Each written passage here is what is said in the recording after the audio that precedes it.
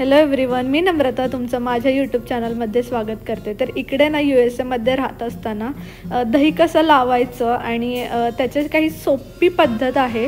जसं आपण इंडियाला लावतो ना दही, तेवढे इझी नाही आहे इथे दही लावणं, कारण वेदर कंडिशन्स अफेक्ट करतात। तर त्यामुळे कोणती काळजी घ्यायची आणि कोणत्या कोणत्या टिप्स आणि ट्रिक्स आहेत तर ह्या मी तुमच्यासोबत आज शेअर करणार आहे। तर तुम्ही हा व्हिडिओ शेवटपर्यंत नक्की बघा।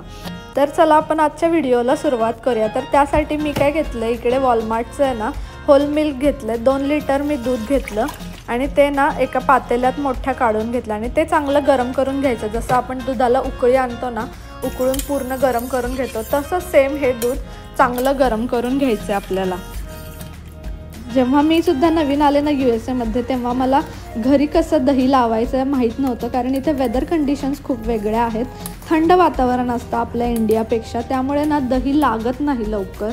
तर इथे आपण काय केलं पाहिजे, तर ही जी काही छोटी ट्रिक होती ना, तर ही मला सासूबाईंनी सांगितलं की आपण इथे काय करू शकतो।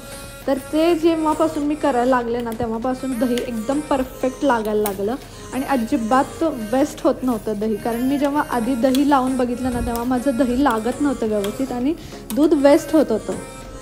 तर आहे ना, इकडे USA मध्ये देसी नॅचरल होम स्टाईल इंडियन दही आपल्याला अवेलेबल होतं। तर हेच दही मी स्टार्टर कल्चर म्हणून यूज केलं। तर हे जे दही आहे ना, ते मी 4 मोठे टेबलस्पून कल्चर म्हणून यूज केलं।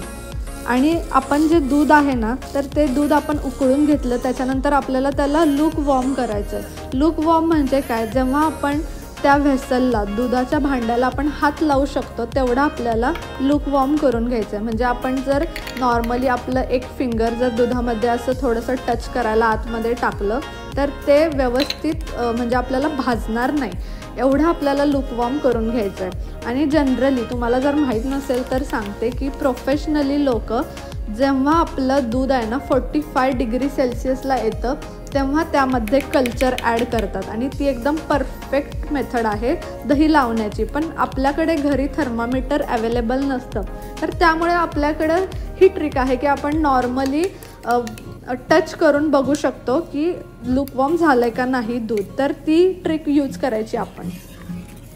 तर जे दूध उकळलेलं होतं ना, तर ते आता इकडे लूक वॉर्म झालं आहे। म्हणजे मी आहे ना इथे व्हेसलला टच करू शकते व्यवस्थित, म्हणजे हे दूध जसं मला पाहिजे ना, जेवढं लूक वॉर्म तेवढं व्यवस्थित झालं आहे। तर त्यामुळे मी काय केलं, ज्या भांड्यामध्ये मला दही लावायचं होतं ना, त्यामध्ये मी हे दूध शिफ्ट करून घेतलं आणि आपण ते स्टार्टर कल्चर घेतलेलं होतं ना, तर ते मी यामध्ये ॲड केलं आणि हे दही ॲड करून आपल्याला व्यवस्थित मिक्स करून घ्यायचं आहे खालीवर। कारण जर मिक्स नाही केलं ना, तर तुमचं दही नाही लागणार व्यवस्थित। त्याच्यामुळे व्यवस्थित मिक्स करून घ्या, जेणेकरून चांगलं दही तुमचं लागेल।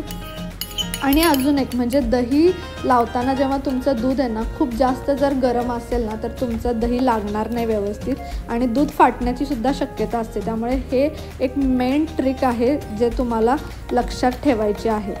तर इकडे USA मध्ये काय होतं, आपल्या घरातलं टेम्परेचर आहे ना फ्लक्च्युएट होत असतं।